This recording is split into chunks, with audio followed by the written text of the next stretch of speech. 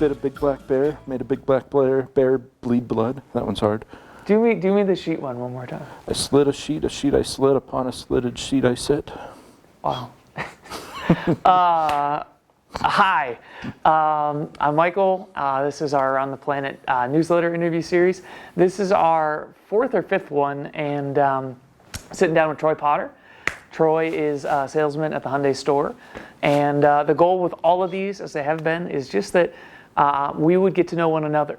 I am passionate, and I believe that if I don't understand what you do, I will never be able to understand the frustrations you have or the challenges you have, so I won't be able to give you much grace. So the goal here is that we will foster just an environment where we know what everybody does. We've sat down with people in the office, in parts, in the lot. I missed another one. BDC. In the BDC. And now it's time to talk to someone in the sales space. Troy, you were willing to sit with us. So this is cool for me because I have known you for 2019 you hired on? January 2020. Okay, so a year and a half, and I know you, but I don't really know you. So that's kind of the goal. It's a win-win where we can get to know who you are, what you do. That's kind of my mantra. So tell us a little bit about Troy Potter. Well, I'm a father. I have 4 girls, which in and of itself is a challenge. Sure. Surrounded by women at home. Girls. Can't see them as women just yet, but I've been a Christian counselor for 17 years, going on 18 years now. Been doing that with various organizations and churches, and so one of the questions I get asked is, so why are you selling cars now? Yeah, so why are you selling cars now? That's a great question. Yeah. And I wish I had an answer for you. The real answer is I'm not exactly sure. Okay. Just wanted to try something different. Needed a job. I knew Adam I purchased a car here, I want to say it was about 8 years ago. See, I knew you bought a car from us, but I didn't realize it was so far back. Yeah. Adam was your salesman at that point, not a manager, right? So maybe it was 7 years ago, but Adam was the sales manager. Okay. And John Horn was my salesman. Oh, little baby John. Little baby John. And we hit it off right away. We had a lot of the same background, went to the same high school, and cool. Knew some of the same people. So yeah, I bought the service plan, and I was here getting oil changes or whatever, and every time I did, I came up and plopped down next to Adam, and we just would talk for an hour and a half and get the text or whatever that my car was ready, and off I go. Okay. But yeah, I was always impressed every time I came in. Like the first time I came in, it's like, hey, you remember me? And they're like, yeah, you're the Yukon guy, because I bought a Yukon. Okay. And so they just never forgot that that's what I bought. And I always thought, I was kind of impressed by that. Sure. Usually you're just a number at a dealership. And so we kind of built up friendship in early January of 2020. I was looking for a job, and just on a whim, I was like, I wonder if Adam's hiring. So I called him and started the 31st of January. That's wild. We actually have a few over the years. So I've been here a couple of years, and we've had a few people that began as customers, and that, the phrase in sales is, like what is it, like a referral's the highest compliment. It's always so cool to me when someone was like, they had a good enough experience as a customer at a car dealership. Right. We're not the Apple store. Right. It's not like, oh wow, I want to, so that's pretty interesting to me. I didn't realize it was so long ago, and that you had been here mainly through service. So you are selling cars. You are interesting. I didn't think about this because you have always sold in the new normal, for the most part. Yeah, 100%. I had sold cars at this point a long time ago. It was 2011, 12, 13, and I always try to put myself in the shoes of you guys. I think about, of all the things that have changed, the new normal is the biggest difference. You were there for COVID, and now you're here for post-COVID inventory. So it's been a real easy ride for you. Right.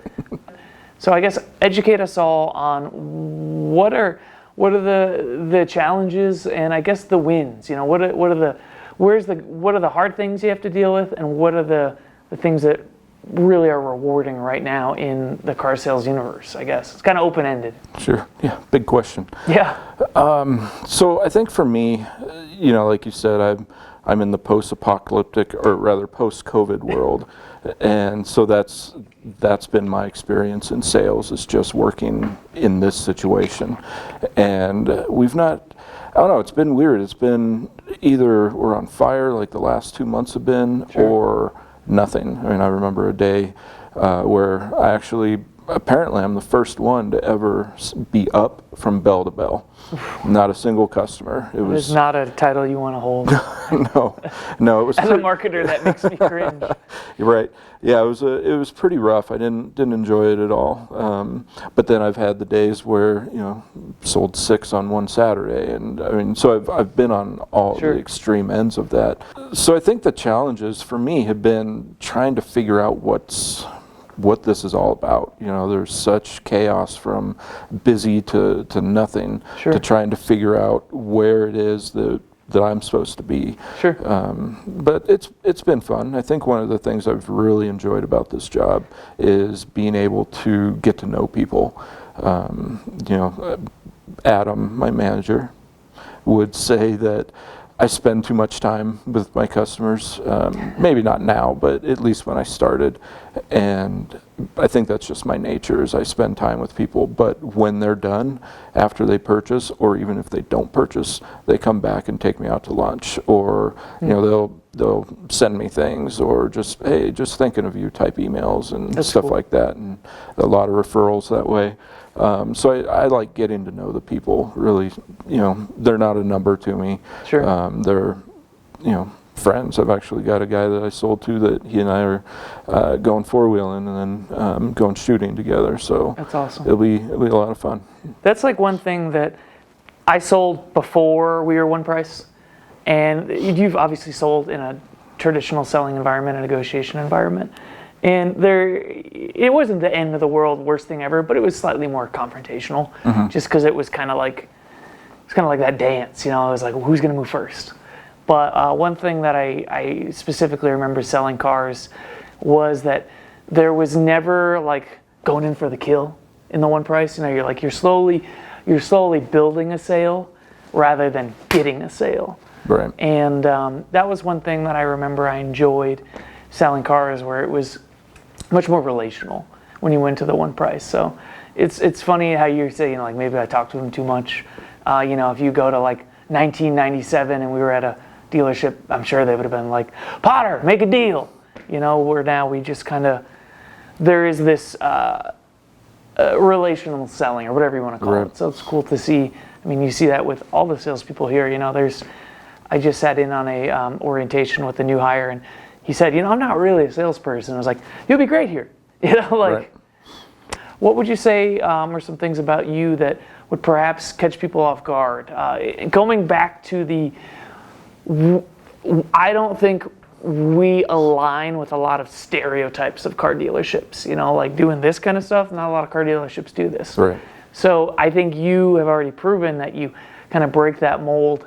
So what are some things about you that don't really align with the car sales stereotypes?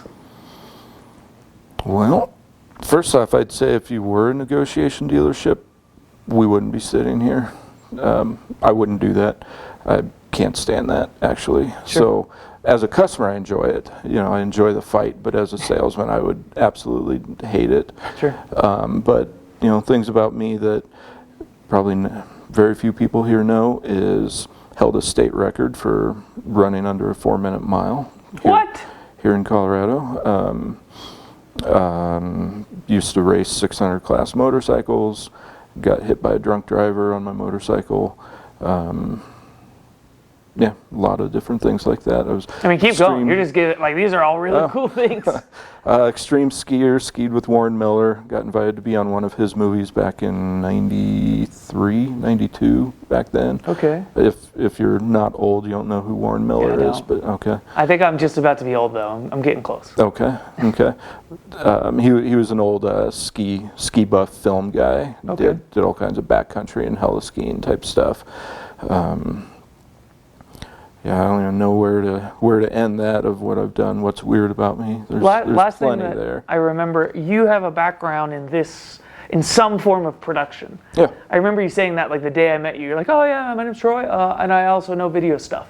What's the story behind that? Like, Made a couple feature-length movies that were in theaters. Worked with Duck Dynasty on one, so we've done that, and then photography. And I've been a website developer. Done that since '99. Just dabbled in it for a few years, but saw a book on code. I was like, all right, this is my language. So I bought an HTML4 book and read that on an airplane on my way home from vacation. people next to you are probably like, this guy's a genius. Or a terrorist, one of the two. I'm not sure what they thought of me, but so I was reading that, and it was a fun book. So I got home and designed a website that night in '99. So that was kind of not very normal at that point. Sure. I don't know if that were- qualifies as normal now. That's true. But yeah, so make video. I was a photographer, videographer, website developer, graphic design, all kinds of weird Your things. resume is a few pages, man. Yeah, I had to cut it down to one page, so it was weird. I was in the military, did some pretty interesting jobs in the military. I was a cop, I was a security force, I was a crew chief on F-16s and the stealth fighter F-117, and I was for all intents and purposes, there's real no definitive term for it, but I was a anti-terrorism dignitary evacuation driver, essentially. So if something happened on base, I was called up and You drive. them out and get them out, and so it was a lot of tactical driving in that. It was a lot of fun. Really enjoyed that. How would you say this tactical driving has helped you sell cars?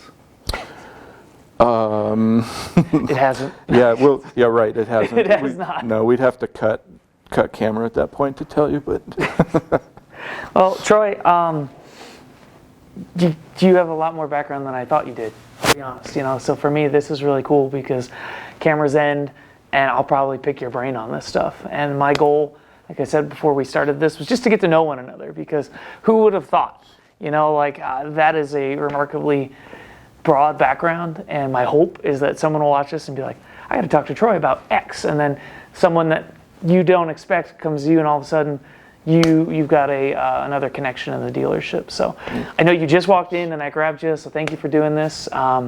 He's highly successful. He's very modest, but if you go over there, Troy's always at first or second on volume.